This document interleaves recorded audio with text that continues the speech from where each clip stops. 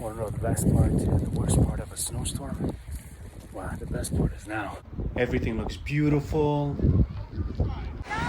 Kids are having fun. You look through the window and it looks pretty.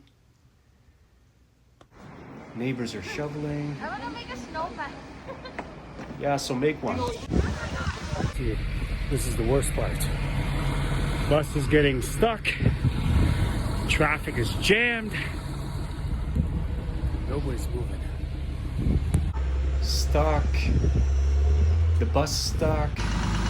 Not moving. Out of service. People are getting off.